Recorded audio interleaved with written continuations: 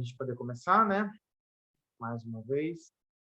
Senhor Deus, nós te agradecemos, te louvamos por mais essa oportunidade de podermos juntos estudar a tua palavra, de estudar aquilo que o Senhor deixou para a gente, como foi ministrado hoje, de conhecer um pouco mais de ti, de saber o que o Senhor deixou para nós, de como o Senhor é, e que esse pensar, esse conhecer a ti, se torne em nós realmente um amor profundo pelo Senhor, aumente a nossa chama de amor por ti, nosso sentir e o nosso fazer, que não fique somente no intelecto, mas que possa produzir frutos em nossas vidas, ó Pai. Em nome de Jesus, que esse estudo venha realmente a produzir frutos bons, frutos de justificação, de santificação, e que nós sempre, sempre, sempre possamos render glórias ao Senhor, que o Senhor é aquele que é digno de toda honra e de toda glória. Em nome de Jesus. Que o Senhor venha a guiar e a conduzir cada momento desse estudo, cada coisa que nós vamos falar, que sejam guiadas pelo Espírito Santo do Senhor. Em nome de Jesus. Amém. Amém. Amém. Muito bem. Olá, Amanda, boa noite, bem-vinda. Então, vamos começar hoje. Nosso estudo é em Romanos, capítulo 6. Vamos fazer aquele mesmo esquema, né? Vou ler o texto de Romanos, e aí depois vou apresentando aquilo que eu grifei, aquilo que, né, eu achei importante, e a gente vai conversando sobre o tema. Também, pessoal, eu queria deixar um tempinho aberto, talvez de manhã, mas não se quiserem fazer hoje, mas de manhã não.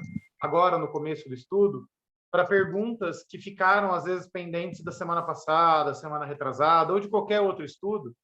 Se vocês, às vezes, depois lendo de novo o texto, lembraram de alguma coisa que na hora não chamou atenção, vamos deixar, se vocês quiserem fazendo perguntas agora no começo, né? A gente vai tentar responder essas perguntas e tudo mais. Isso referente aos estudos já passados. E aí, daqui para frente, a gente vai montando mais coisa. Se alguém tiver alguma coisa, pode ir colocando no começo do estudo também, tá bom? Mesmo que já tenha se passado. Muito bem. Então, vamos ler o texto? Vamos lá. Vou começar na minha versão aqui, Romanos 6, a partir do verso 1. Que diremos, então? Continuaremos no pecado para que a graça aumente ainda mais? De modo nenhum. Como viveremos ainda no pecado, nós que já morremos para ele? Ou será que vocês ignoram que todos nós que fomos batizados em Cristo Jesus, fomos batizados na sua morte, fomos sepultados com ele na morte pelo batismo, para que, como Cristo foi ressuscitado dentre os mortos pela glória do Pai, assim também nós andemos em novidade de vida. Porque se fomos unidos com ele na semelhança da sua morte, certamente o seremos também na semelhança da sua ressurreição. Sabendo isto, que a nossa velha natureza foi crucificada com ele, para que o corpo do pecado seja destruído e não sejamos mais escravos do pecado, pois quem morreu está justificado do pecado. Ora, se já morremos com Cristo, cremos que também viveremos com ele. Sabemos que, havendo Cristo ressuscitado dentre os mortos, já não morre. A morte já não tem domínio sobre ele, pois quanto a ter morrido, de uma vez para sempre morreu para o pecado. Mas, quanto a viver, vive para sempre. Assim também vocês considerem-se mortos para o pecado, mas vivos para Deus em Cristo Jesus. Portanto, não permitam que o pecado reine em seu corpo mortal, fazendo com que vocês obedeçam às suas paixões. Também não ofereçam os membros do corpo ao pecado como instrumento de injustiça, mas como pessoas que passaram da morte para a vida, ofereçam a si mesmo a Deus e ofereçam os seus membros a Deus como instrumento de justiça, porque o pecado não terá domínio sobre vocês, pois vocês não estão debaixo da lei, e sim da graça. E então, havemos de pecar porque não estamos debaixo da lei, e sim da graça? De modo nenhum. Será que vocês não sabem que, ao se oferecerem como servos para a obediência, vocês são servos daquele a quem obedecem, seja do pecado, que leva à morte, ou da obediência, que conduz à justiça? Mas, graças a Deus, que tendo sido escravos do pecado, vocês vieram a obedecer de coração a forma de doutrina a que foram entregues. E, uma vez libertados do pecado, foram feitos servos da justiça. Falo em termos humanos por causa da limitação de vocês. Assim como ofereçam os seus membros para que vocês, para que fossem escravos da impureza e da maldade que leva à maldade. Assim, ofereçam agora os seus membros para que sejam servos da justiça, para a santificação. Porque quando vocês eram escravos do pecado, estavam livres em relação à justiça. Naquele tempo, que fruto vocês escolheram? Somente as coisas de que agora vocês se envergonham, porque o fim delas é a morte. Agora, porém, libertados do pecado, transformados em servos de Deus, o fruto que vocês escolhem é para a santificação. E o fim, neste caso, é a vida eterna, porque o salário do pecado é a morte, mas o dom gratuito de Deus é a vida eterna em Cristo Jesus, nosso Senhor. Muito bem.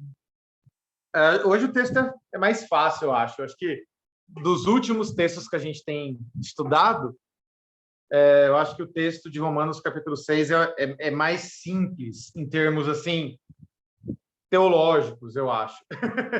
Ele é mais claro. Não sei se, né, vocês sentiram isso na leitura inicial. Mas, o que eu acho interessante aqui, nesse texto, já começa no capítulo 1 mesmo. O que Paulo vai dar ênfase agora, né? Qual que é a ideia do capítulo? É exatamente esse questionamento no capítulo do versículo 1, que ele diz assim: continuaremos no pecado para que a graça aumente? Pode deixar no slide anterior, amor? Isso.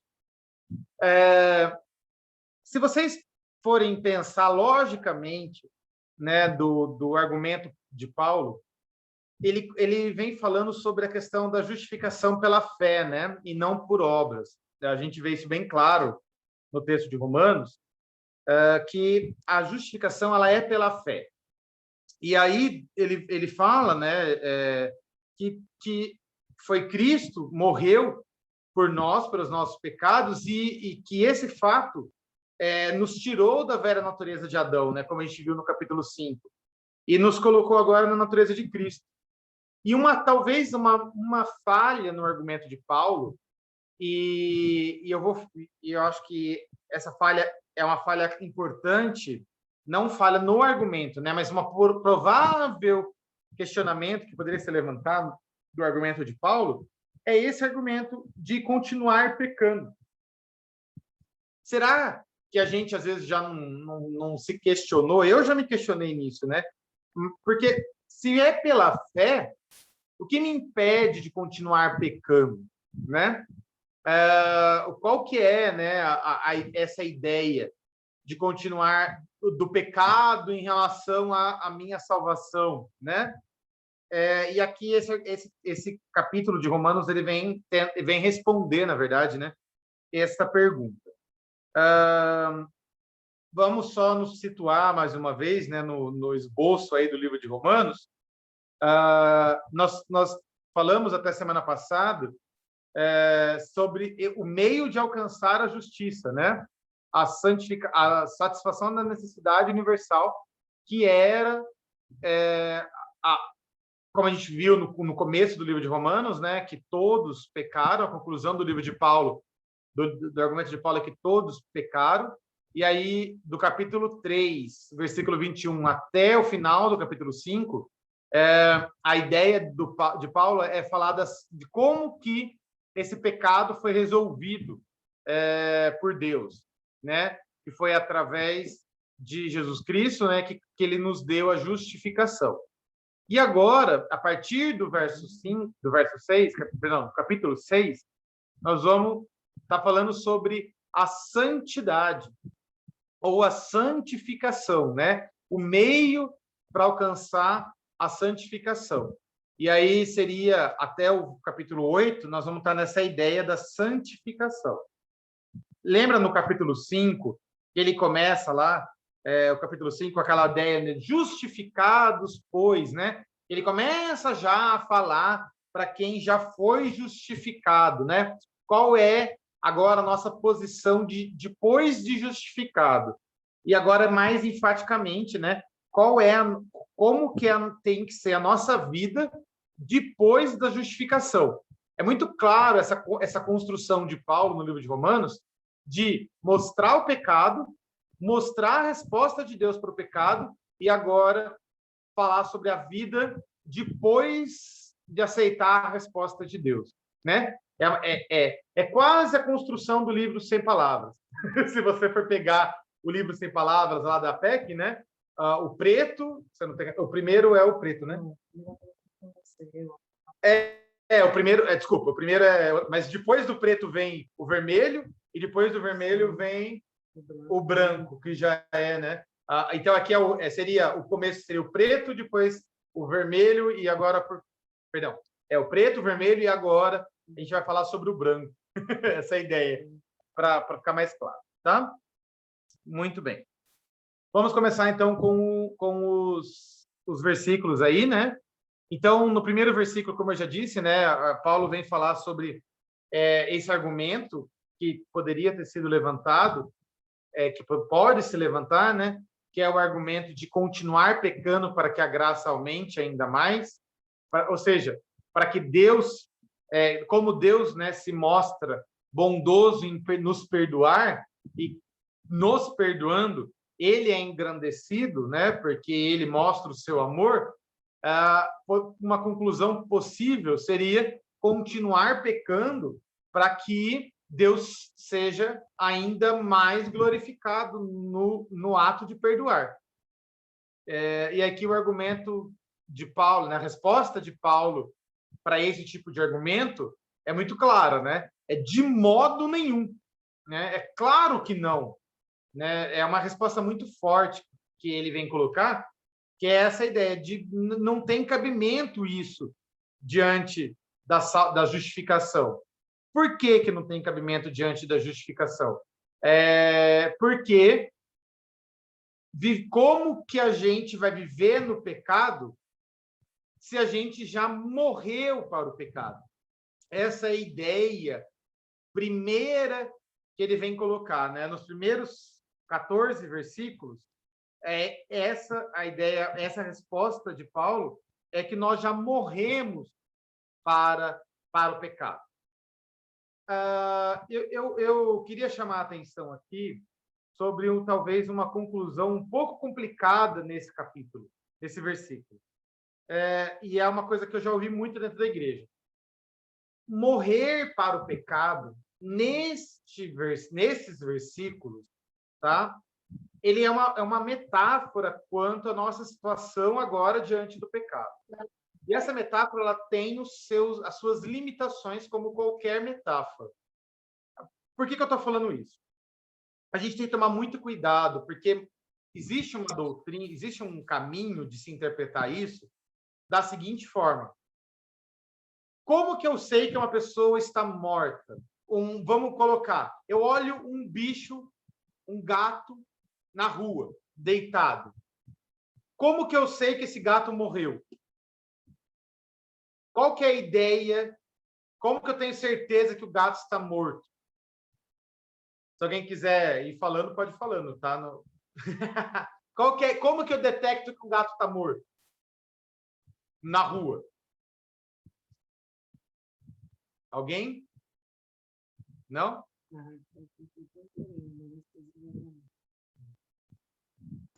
Ninguém sabe ver um gato morto na rua? Então tá. Vamos lá. Se eu vejo um gato deitado na rua, primeiro eu vou observar, eu vou lá, eu olho o gato e vejo o quê? Se ele está se mexendo, né? Se ele tem alguma reação. Aí eu vou lá e posso dar uma mexida no gato, posso dar uma cutucada no gato com o pé, posso dar um chutinho nele assim. Se o gato estiver vivo, o que ele vai fazer? Ele vai sair correndo, não vai?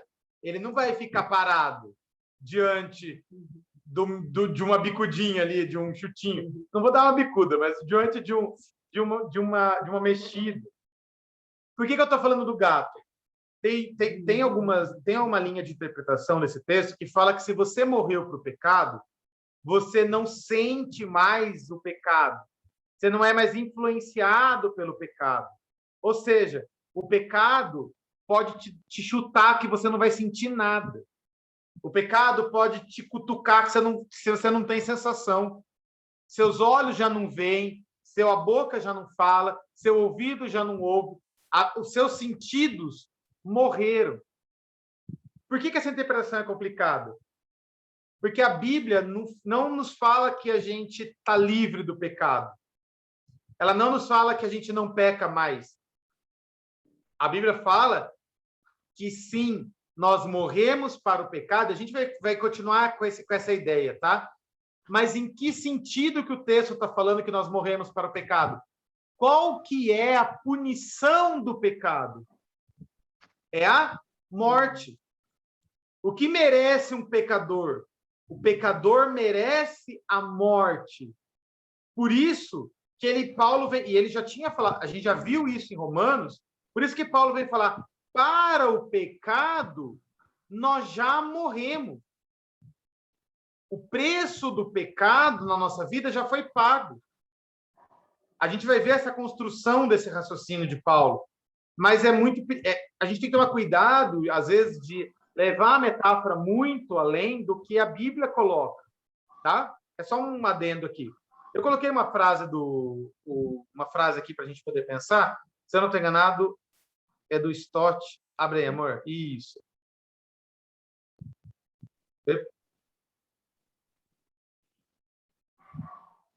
Aí, ó. Não, é do Haldane. A frase diz assim, ó: explicar a expressão mortos para o pecado como significando mortos para a influência e o amor ao pecado é inteiramente errôneo. Paulo está se referindo não a uma morte para o poder do pecado, mas uma morte à sua culpa, uma morte que é para a nossa justificação. Tá? Eu vou continuar aqui o texto, e aí depois a gente pode ir comentando sobre essa fala dele, tá? Então, vamos lá. Como que a gente vai viver, então, pecando se a gente já morreu para o pecado? Ou seja, se eu já fui punido, já paguei o preço, já foi pago o preço do pecado para mim, né? E aí ele fala, como que isso aconteceu? Quando que eu morri para o pecado? E aqui o versículo 3 me responde isso. Eu morri para o pecado quando eu fui batizado. Quando fui batizado em Cristo Jesus, quando nós fomos batizados em Cristo Jesus, nós morremos para o pecado. Por quê? Porque o batismo tem exatamente essa figura de aceitar a morte com Cristo, né? E aí a gente vai ver depois de ressuscitar com ele também, né? Deixa eu só... coloquei aqui que eu coloquei a frase do Stott, desculpa. O argumento de Paulo é que o ser cristão implica em uma identificação vital com Jesus Cristo que é representada no batismo. Com ele eu morro no batismo e com ele eu ressuscito quando eu levanto, né? E nós somos batizados em Cristo Jesus na sua morte. Tem 3 textos, pessoal, pode dar passar aí. 3 textos que falam sobre o batismo que eu queria ler com vocês. Está lá em Atos, capítulo 22, 16. Diz assim, ó. Atos, capítulo 22, 16, diz assim, ó. E agora, o que estáis esperando? Levanta-te, receba o batismo e lave os seus pecados, invocando o nome dele, né? Essa ideia do pecado lavar os meus... perdão, o batismo lavar os pecados, né? Gálatas, capítulo 3, versículo 27, né? Isso. Gálatas 3, 27, diz assim: porque todos vocês que foram batizados em Cristo, de Cristo se revestiram, né? Ou seja, a gente se tornou, a gente se identificou com Cristo através do nosso batismo, né? O batismo tem esse poder de nos revestir de Cristo, né? De revestir da sua obra, do seu sangue. E aí, por fim, 1 Pedro 3:22, 3:21. 1 Pedro 3:21. O batismo que corresponde a isso agora também salva vocês, não sendo a remoção das impurezas do corpo, mas o apelo por uma boa consciência para com Deus por meio da ressurreição de Jesus Cristo, né? Mais uma vez, uma referência ao batismo, não só como algo que limpa, né, tira as impurezas do corpo, mas um apelo para uma boa consciência para com Deus por meio da ressurreição de Jesus Cristo, né? Então, a ideia do batismo no Novo Testamento é muito mais do que somente um ser lavado pelas águas ou sei lá, um ritual ali de passar pelas águas. Ele representa exatamente essa minha identificação com Cristo Jesus na sua morte e na sua ressurreição. É a representação visível da fé que é invisível, né? Essa é a ideia do batismo daqui do Novo Testamento. Só que a gente tem, voltando aí o texto de Romanos um pouquinho para trás, a gente tem que tomar cuidado para não transformar o batismo numa nova circuncisão. Por quê? Porque o batismo é uma representação daquilo que Cristo fez por mim, do aceite e da minha participação na morte de Cristo por mim. O que era a circuncisão? A circuncisão, para o judeu, era essa ideia da separação. Aquele que era circunciso era judeu, aquele que não era circunciso não era. O batismo aqui, pessoal, é uma figura, né, que me representa a minha identificação com Cristo. O ritual por si só não salva, né? O ser batizado não salva, né? O que salva é Cristo Jesus, é a morte de Cristo na cruz. Tá? Muito bem, vamos continuar aí. E aí, o que mais que ele fala?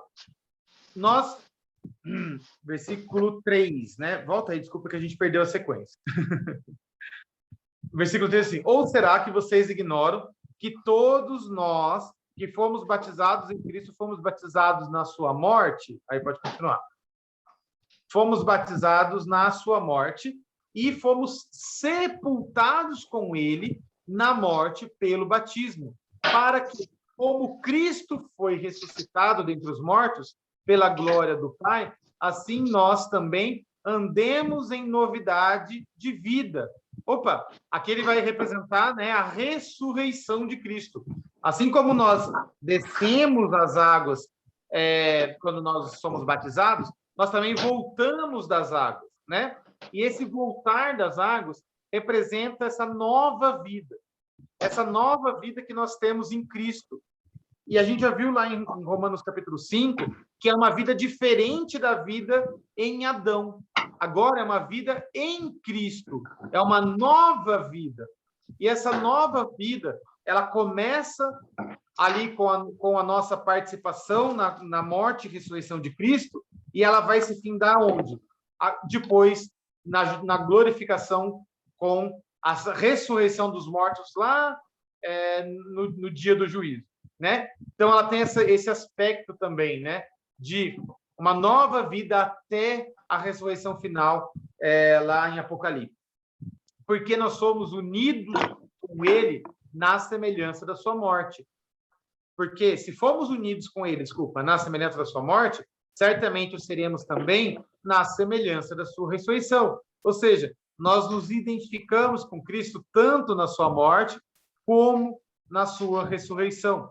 Sabendo isso, que a nossa velha natureza foi crucificada com ele para que o corpo do pecado seja destruído e não sejamos mais escravos do pecado, pois quem morreu está justificado do pecado. Tá? Vamos entender melhor esse texto aqui. O que aconteceu aqui? O corpo do pecado, ou seja, aqui também tem que tomar um certo cuidado, né, de interpretação, que não quer dizer que é o meu corpo físico, né? O corpo físico não é o corpo do pecado. O corpo do pecado é a carne bíblica, né? É o eu pecador, né? A gente sabe que Jesus Cristo, quando ressuscitou em corpo, né? Só que foi no corpo glorificado.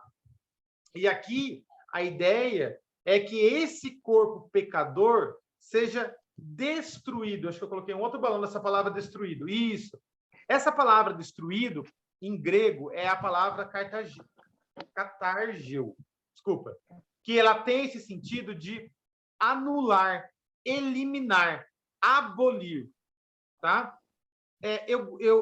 Alguma tradução de vocês tem uma palavra diferente de destruído? Alguém tem? Se alguém tiver, pode falar. Não? Tá. Destruído é uma ótima tradução também, mas eu trouxe essas outras ideias para a gente entender certinho o que é. O corpo, o nosso corpo do pecado, ou seja, a nossa carne, ela está sendo destruída, ela vai sendo destruída para que a gente não seja escravo do pecado, para que a gente não peque mais da mesma forma como nós pecávamos anteriormente. E essa ideia de escravo do pecado, Paulo vai continuar muito, muito enfaticamente no capítulo 15 para frente, né? E aí aqui ele volta a falar, pois quem morreu está justificado do pecado. Ou seja, quem morreu já pagou o preço do pecado. Né? O preço do pecado é a morte. Justificado significa que ele já é visto como justo. Ou seja, já pagou o preço do pecado. Então, o fato de nós morrermos com Cristo representa esse pagar o preço do pecado. Não quer dizer que nós pagamos o preço do nosso pecado. Foi Cristo quem pagou. Mas a partir do momento que Cristo morreu por mim, eu participo com ele da morte e da ressurreição, através do batismo. Entenderam a figura de linguagem aqui de Paulo? Tá? E aí continua, tá? Amor, pode passar o próximo slide. Aí uma frase do Stott. Eu morri para o pecado em Cristo, uma vez, definitivamente. Tá? Então, existe um morrer definitivo que aconteceu em Cristo, que foi o pagar o preço do pecado. Agora, eu morro para o eu, que aqui esse eu entenda como o corpo do pecado lá da Bíblia, né? Ou como o eu pecador, né? A minha carne. Eu morro para o eu diariamente. A preocupação principal de Romanos 6 é com a primeira das duas mortes. Embora a primeira tenha em vista a segunda, e a segunda não possa acontecer sem que a primeira aconteça. Então, o que o Romanos 6 está falando é exatamente essa primeira morte, que é a morte para o pecado definitiva, que aconteceu quando Cristo pagou o preço pelo meu pecado na cruz. Tá? Mas, e aí, Keijon? Tem outra frase aqui do Stott que eu quis colocar para vocês. Até coloquei a foto do livro, para vocês poderem ver. Conosco, portanto, é assim que acontece. Como que acontece? Nós merecíamos morrer pelos nossos pecados. E, de fato, morremos. Se bem que não pessoalmente, mas na pessoa de Jesus Cristo, nosso substituto, que morreu em nosso lugar e com quem nós somos unidos pela fé e pelo batismo. E pela união com esse mesmo Cristo, nós ressurgimos uma vez mais. Assim, a antiga vida de pecado se acabou, pois nós morremos para ela e começou uma nova vida de pecadores justificados. Em virtude em virtude de nossa morte e de nossa ressurreição com Cristo, é inconcebível retornarmos à velha vida. É nesse sentido que a nossa natureza pecaminosa perdeu o seu poder e nós fomos libertados. Tá? Entenderam? Não precisa concordar, mas entenderam o que eu falei. Depois a gente continua conversando. Então, vamos lá. Continuando o texto aí. Ora, se já morremos com Cristo, cremos que também viveremos com Ele. Sabemos que, havendo Cristo ressuscitado dentre os mortos, já não morre. A morte já não tem domínio sobre ele. Pois quanto a ter morrido de uma vez para sempre, morreu para o pecado. Mas quanto a viver, vive para Deus. Assim também vocês considerem-se mortos para o pecado, mas vivos para Deus em Cristo Jesus. Né? Aqui a ênfase agora, pessoal, é na vida, né? Percebe que mudou o enfoque. O enfoque até o capítulo 7, até o versículo 7, era na morte, né? Era sobre o fato de nós termos morrido. E agora o enfoque é na vida. Percebe essa diferença, né? Por quê? Porque nós sabemos que quando Cristo ressuscitou, ele ressuscitou de uma maneira diferente. A ressurreição de Cristo, ela não foi igual à ressurreição de Lázaro, não foi igual à ressurreição do filho da viúva, das outras ressurreições da Bíblia. Por quê? Porque quando Cristo ressuscitou, ele ressuscitou em um novo corpo, num corpo glorificado, como exemplo, né, como pré-figura da nossa ressurreição no final dos tempos, né? E esse corpo glorificado, ele já não morre mais, né? A morte não tem mais o domínio sobre ele, porque ele já é um corpo diferente, é um corpo 100% purificado do pecado, tá? E aí continua o texto: pois quanto a ter morrido, de uma vez para sempre morreu para o pecado. Ou seja, de uma vez para sempre, o preço do pecado foi pago.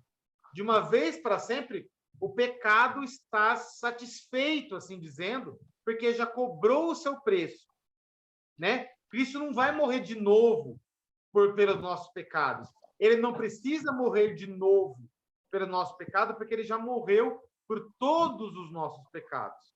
Hebreus fala que Cristo não vai morrer de novo por nós, né? Mas quanto a viver a nova vida, ela é para Deus, né? Uma vida diferente, novo sentido da nova vida. Por quê? Porque a gente vive agora para fazer a vontade daquele que pagou o preço pelo nosso pecado. Assim também vocês considerem-se mortos para o pecado. Desculpa, alguém perguntou alguma coisa? Eu ouvi alguém falando, mas eu não sei se foi uma pergunta. Não? Não, então tá bom, desculpa. Considerem-se mortos para o pecado. Aqui, esse considerem-se é uma atitude nova de uma pessoa justificada, né?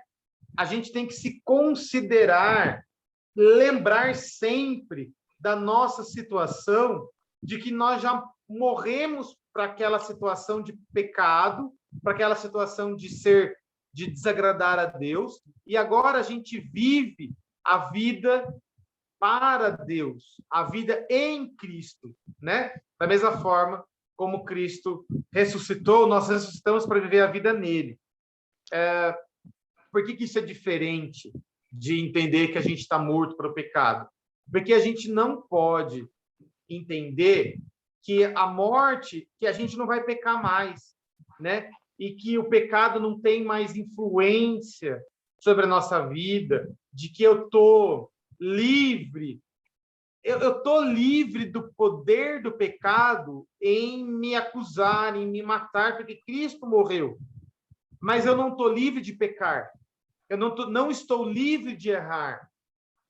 Não quer dizer que eu vá fazer isso. Por quê? Porque eu sempre lembro do que Cristo me libertou, do que Cristo pagou o preço por mim, e agora eu vivo uma vida para Deus. E aí sim, no final, quando nós ressuscitarmos definitivamente, lá no dia do juízo, nós vamos ressuscitar com um novo corpo, né? Um corpo glorificado, um corpo que não peca mais, né? Vamos continuar então aqui. Portanto, não permitam que o pecado reine em seu corpo mortal, fazendo com que vocês obedeçam às suas paixões. Percebe como, se ele estava falando que nós morremos para o pecado, se o sentido do que ele estava falando é que o pecado não tem mais influência em mim, por que ele está falando? Por que ele estaria falando agora que não é para a gente permitir que o pecado reine no nosso corpo, né? Não faz sentido a gente entender aqueles versículos como sendo a morte no sentido de não ter mais influência, né? Aqui ele está falando que é para o pecado, que a gente tem que lembrar sempre e não permitir que o nosso corpo seja usado, né, para o pecado, fazendo com que vocês obedeçam às suas paixões. As nossas paixões, elas não podem dominar aquilo que a gente faz, as nossas atitudes, né? A nossa vontade, aqui paixões entendida como esses desejos pecaminosos, né? A gente não pode dominar tudo que eu faço, né? E aí o texto continua: não ofereçam os membros do seu corpo ao pecado como instrumentos de injustiça. E aqui membros do corpo é membros do corpo mesmo, né? Não ofereçam a sua mão, não ofereçam o seu olho, não ofereçam a sua boca, não ofereçam a sua inteligência, não ofereçam a sua capacidade de falar, a sua capacidade de interagir com as pessoas como instrumentos do pecado, instrumentos da injustiça, mas como pessoas que passaram da morte para a vida, ou seja, né, pessoas que vivem uma nova vida agora com Cristo, ofereçam a si mesmos a Deus e ofereçam os seus membros a Deus como instrumentos de justiça. Aqui, desculpa, mas é o que eu falei hoje de manhã, né? A gente tem que ser integralmente para Deus, né? É totalmente para Deus. Deus quer que a gente se ofereça todo o nosso ser para Ele, né? Desculpa, eu pulei aqui só um detalhe. Essa palavra instrumentos, né? Ela tem essa ideia de ferramenta, ela tem essa ideia de implemento, né? É como algo que vai ser manuseado mesmo, até mesmo como uma arma, tá? Essa é a ideia dessa palavra ferramenta aí, tá? O que eu escrevi? Desculpa. É uma oferta consciente, tá? Desculpa. Essa resposta, né, é uma coisa consciente, né? Uma coisa que a gente faz sabendo o que a gente está fazendo, sabendo como a gente deve agir. É diferente, a gente vai ver do escravo, do tipo de escravidão que é colocada depois aqui para frente, é diferente porque é consciente, né? E aí termina o versículo 14, falando que o pecado não tem domínio sobre nós, porque nós não estamos debaixo da lei, mas estamos debaixo da graça, né? Nós não temos mais... Desculpa. Aqui, tá. Esse não terá domínio sobre vocês não é uma ordem, né? Olha, que o pecado não tenha domínio sobre vocês. Não é uma ordem, mas é uma promessa, né? De que o pecado não dominará as nossas atitudes mais a partir de agora, né? E aqui, que nós não estamos debaixo da lei, mas debaixo da graça, tem essa ideia de opostos, né? Lei e graça tem essa ideia de princípios opostos, né? Assim como Adão e Cristo, assim como a velha natureza e a nova natureza, né? Essa ideia mudança total aí do jeito da nossa posição diante do reino de Deus. Vamos continuar, então. E agora o texto vai mudar um pouquinho, né? Ele não vai mais falar sobre o batismo, mas ele vai falar sobre um novo tipo de escravidão. E ele faz quase a mesma pergunta no capítulo 15, do que no versículo 15, do que no versículo 1. E então, havemos de pecar porque não estamos debaixo da lei e sim da graça? Opa, de novo, praticamente a mesma pergunta, né? Ele fala: continuaremos no pecado para que aumente ainda a graça, aumente ainda mais? Aqui o que Paulo está perguntando é: havemos de pecar porque não estamos debaixo da lei, mas debaixo da graça? Ou seja, como agora eu mudei a minha situação diante do reino de Deus, eu vou continuar pecando porque eu já estou, né, debaixo da graça? Pode clicar aí, amor. Epa. E aqui eu coloquei a frase do Stott que diz de novo: poderíamos dizer que Paulo rebobinou a fita e agora irá tocá-la novamente, só que com mudanças significativas de ênfase.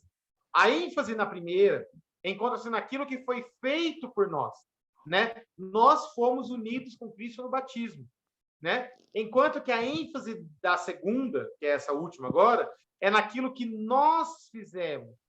Nós oferecemos-nos a Deus a fim de obedecer-lhe. Vai ter uma mudança de ênfase aqui no texto. Por isso que ele coloca, por isso que eu coloquei, né, e o Stott também coloca, que é essa ideia, a lógica da conversão, né? Por quê? Vamos continuar aí. Será que vocês não sabem que ao se oferecerem como servos, aqui eu quero chamar a atenção na palavra oferecer também, né? Aquela mesma ideia. É uma oferta voluntária, consciente, né? Quando nós éramos servos do pecado, nós não tínhamos escolha. O mundo não tem escolha, ele é servo do pecado. Mas quando a gente oferece-se a Deus, claro que não tirando aí que é Deus que coloca isso em nós, né? É Deus que nos comove para que a gente se ofereça a Ele. Mas o que o texto está falando é que a gente precisa se oferecer como servos para a obediência, porque sois servos daquele em quem obedece. E aqui, essa palavra servos está é a palavra escravos, é a mesma palavra. Nós somos escravos daquilo de quem a gente obedece. Não existe o ser humano, ele preza muito por essa questão da liberdade, né? Fazer o que quiser. Só que o ser humano ele está enganado no sentido de que ele não vai fazer o que ele quiser. Ele vai fazer ou coisas más ou coisas boas, né? Ou ele vai estar debaixo da escravidão do pecado, ou ele vai estar debaixo da escravidão de Deus. E a gente vai ver que essa escravidão de Deus, ela é libertadora, obviamente, né? Mas não existe. O ser humano que não aceita Deus, ele também é escravo do pecado, das suas próprias paixões, né? E aí, desculpa, será que vocês não sabem que, ao se oferecerem como servos para a obediência, vocês são servos daquele a quem obedecem, seja do pecado que leva à morte, ou da obediência que conduz à justiça, né? Aqui pode parecer um pouco estranho, né? Que a ideia do pecado, o contrário do pecado, seria aqui, né? Talvez a obediência, uma palavra um pouco estranha, mas principalmente o contrário da morte ser justiça, né? Fica uma coisa meio estranha aqui do contraste. Mas o argumento é que o servo que obedece, né? O escravo precisa obedecer. E essa obediência é que nos justifica. Essa obediência mostra a justiça, né? Mostra que nós somos justificados, tá? Mas a graça a Deus que mas graças a Deus que tendo sido escravos do pecado, vocês vieram a obedecer de coração a forma da doutrina que foram entregues. Opa, O que Paulo está falando aqui? Que quando a gente era escravo do pecado, quando a gente era pecador, né? A partir de nós tivemos uma mudança, uma conversão, uma alteração. Nós saímos da escravidão do pecado para ir para a escravidão da justiça, para a escravidão consciente a Deus, né? Então existe uma alteração aqui, e essa alteração, Paulo agradece a Deus, né? Porque ela aconteceu quando foi pregada a forma da doutrina, né? Quando foi pregado a doutrina ao povo romano aí. Versículo 18. E uma vez libertados do pecado, mais uma vez, né? Nós saímos do reino do pecado, que era a natureza de Adão, nós somos feitos servos da justiça, né? Então nós mudamos de senhor, né? O nosso senhor era o pecado, eram nossas paixões, a concupiscência da carne, e agora o nosso senhor é Cristo, né? Nós somos servos da justiça, servos de Deus, tá? E aqui ele coloca assim, falo em termos humanos. Por que ele coloca falo em termos humanos, né? Porque o pecado também, ele não é uma analogia 100%. Porque você imagina como era o escravo, perdão, pecado não, o escravo. Você imagina como era o escravo visto pelo povo romano? Né? A gente tem que lembrar que Paulo está falando para os romanos. Você acha que o romano iria entender que Paulo está falando de pecar, de ser escravo de Deus, como uma coisa boa? Talvez ele ia falar assim: opa, eu não quero ser escravo. Eu sou um cidadão romano. Eu não sou um escravo. Por quê? Porque o escravo tinha essa conotação ruim, de peso. Só que a Bíblia, ela nos mostra que a escravidão a Deus é uma escravidão muito melhor do que a escravidão do pecado, porque o jugo que Deus carrega sobre nós é muito mais leve do que o jugo do pecado, né? Nós somos escravos, nós nos oferecemos como escravos com alegria. É estranho a gente falar isso, né? Mas a gente se rende a Deus com alegria, dando glórias a Deus, porque Deus nos libertou, e aí a gente faz isso de forma respondendo ao amor de Deus, respondendo Ele que nos amou primeiro. E aqui, então, essa analogia de escravo tem esse peso, e aí por isso que Paulo vem colocar, né? Que ele está usando uma metáfora aqui, humana, né? Uma metáfora comum no nosso dia a dia, por causa das limitações. Mas ele continua: assim como ofereçam os seus membros para que fossem escravos da... Perdão. Assim como ofereceram os seus membros para que fossem escravos da impureza e da maldade que leva à maldade, ofereçam os seus membros para que sejam servos da justiça.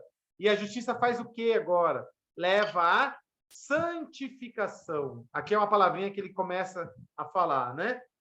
A santificação. Ou seja, ser escravo da justiça leva à santificação. Leva a gente a cada vez mais pecar menos. Leva a gente a cada vez mais parecer com Cristo, né? Ser mais semelhante àquele a quem a gente se rendeu, a quem a gente se entregou, né? Ao nosso Senhor, né? Acho que eu pulei esse maldade que leva a maldade aí. Maldade que leva a maldade pode parecer um pouco estranho, né? A gente ofereceu o nosso membro como escravo da impureza e da maldade que leva a maldade. Mas, literalmente, esse texto está falando assim, ó, literalmente sem lei para a falta de lei, né? Ou seja, é uma coisa que leva cada vez mais a uma coisa totalmente libertina, né? O pecado, ele não tem fim. Você mente hoje, você mente amanhã, você mente todos os dias, e essa mentira acaba sendo uma coisa tão grande que quase não se tem mais verdade, né? A verdade se apagou, porque você só mente, né? A gente vê isso, às vezes, tem uns filmes bobos, Sessão da Tarde, né? Que começa com uma mentirinha, uma apostinha, né? E aí a pessoa vai se pegando nas mentiras, e aí chega um ponto que a mentira está tão grande que ela já não consegue nem esconder mais essa mentira, né? É essa a ideia mesmo, de que o pecado vai aumentando e vai levando cada vez mais a mais pecados. Mas é para a gente oferecer os nossos membros como membros para a justiça, né? Que leva à santificação. Está quase terminando, pessoal. Quando vocês eram escravos do pecado, estavam livres em relação à justiça. Opa! Como assim? Né? Naquele tempo, que fruto vocês escolheram? Aquela liberdade em relação à justiça não quer dizer que a pessoa estava justificada, né? Quer dizer, quando a gente é escravo do pecado, a gente faz o que nossas paixões querem fazer, né? A gente não se preocupa com o que é certo, o que é errado, né? A gente está livre. Só que o que Paulo fala, e o que vocês ganharam com isso? E aí? Em que deu isso? Isso deu em quê? Coisas de que vocês agora se envergonham. Por quê? Porque o fim delas é a morte. Aqui é uma referência à morte eterna, né? É o inferno, né? A gente se entregar às paixões do nosso corpo, a gente, hoje, como cristão, a gente olha para o nosso passado e a gente se envergonha das coisas que a gente fazia quando não conhecia Cristo. Por quê? E agora a gente sabe por quê, né? Porque o fim delas era o inferno. Mas agora a gente foi liberto do pecado, transformado em escravos de Deus, e o fruto que a gente colhe é para a santificação. As coisas que a gente faz agora é visando cada vez mais sermos parecidos com Cristo. A nova vida de um servo produz frutos nos quais podemos nos orgulhar, né?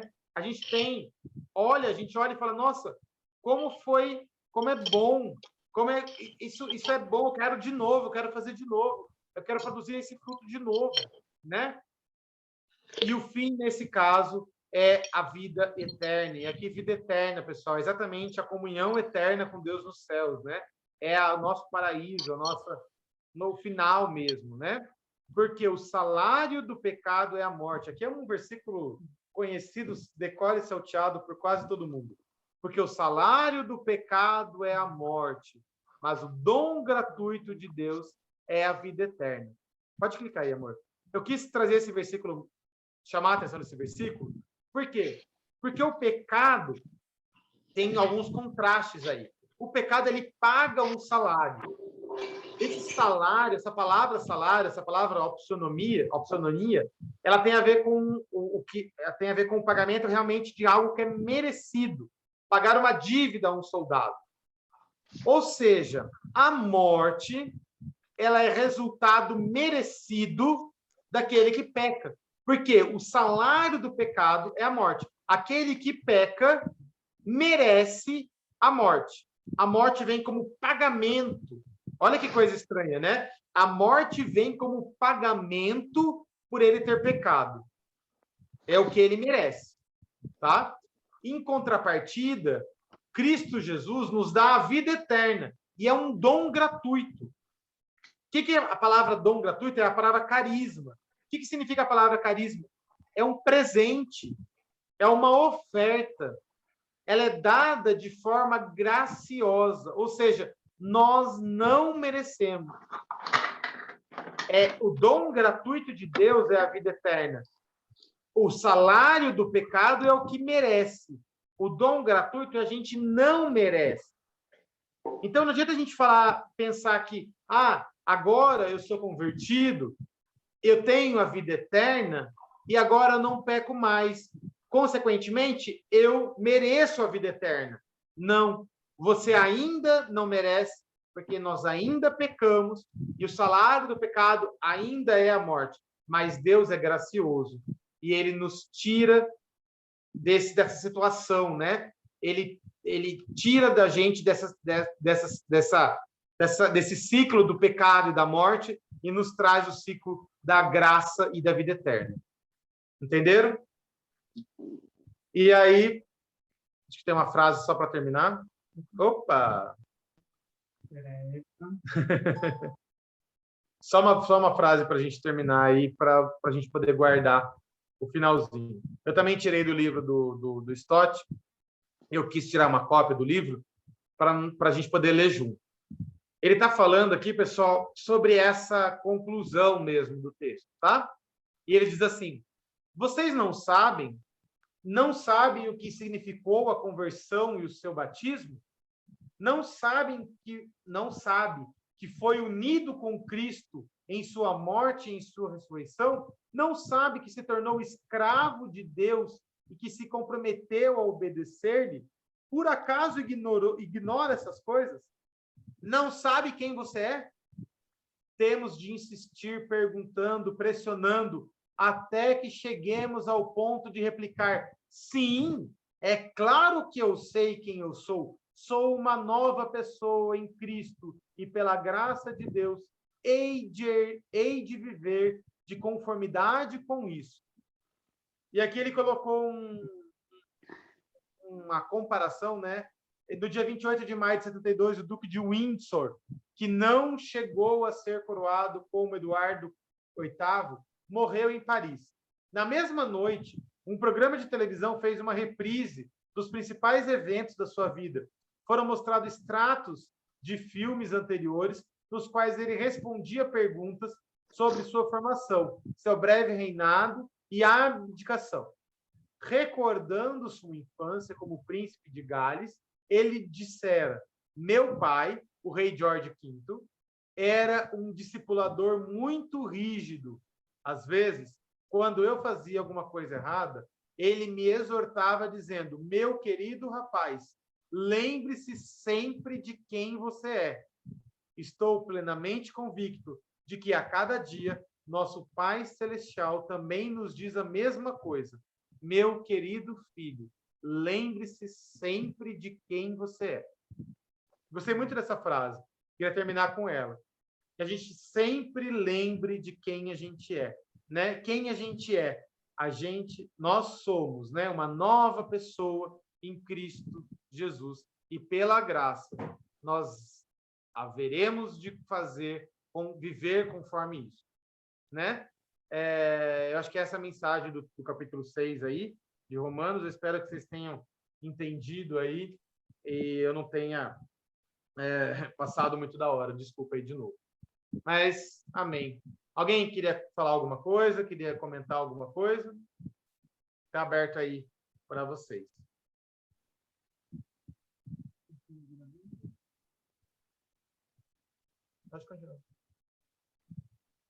Se você também não concorda com o que eu falei, pode falar. Pode expor sua opinião também, não tem problema.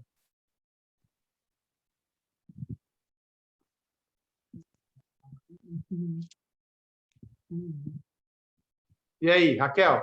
Tintim? Eu estou vendo vocês, por isso que eu estou falando com vocês. Só tem vocês na minha câmera. Não, a gente concorda com tudo, né? Entendemos muito. Bruninha apareceu na minha câmera. Olha lá, Deivão. Querem falar alguma coisa? Pode falar. Não? Nossa, vocês são uma sala muito quietinha. Mas glória a Deus. Vamos orar então para a gente poder terminar? Mãe, você pode orar? Amém.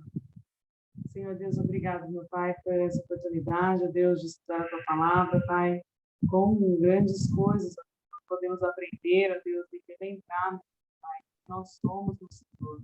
Nós somos livres do poder do pecado, nós precisamos viver essa vida mesmo, buscando viver a santidade, a santificação do Senhor, ó Deus, lembrando que nós somos ressuscitados com o Senhor, ó Deus, e para essa nova vida, ó Deus, que nós temos que viver e nos atentar, ó Pai, que nós possamos viver mesmo essa plenitude, ó Deus, com o Senhor, ó Pai, buscando não pecar, ó Deus, e fazer o que é certo, mas nós sabemos que todos nós pecamos e precisamos da tua glória. Então, por isso, Senhor, nos lembra mesmo quem nós somos diante de ti, Senhor, que somos ressuscitados com Cristo, Deus, com o Senhor, para a nova vida, Pai. Então, vem fazer de nós pessoas melhores, ó Deus, pessoas usadas pelo Senhor, que realmente a gente possa brilhar, ó Deus, o teu brilho nesse mundo, Pai, em nome de Jesus, Deus. Amém. Abençoa cada um que está aqui, Senhor, que continue também buscando o conhecimento do Senhor, ó Deus, um conhecimento, ó Deus, integral, meu Pai, em nome de Jesus, Pai. Amém. Amém. Amém. Pode parar a gravação.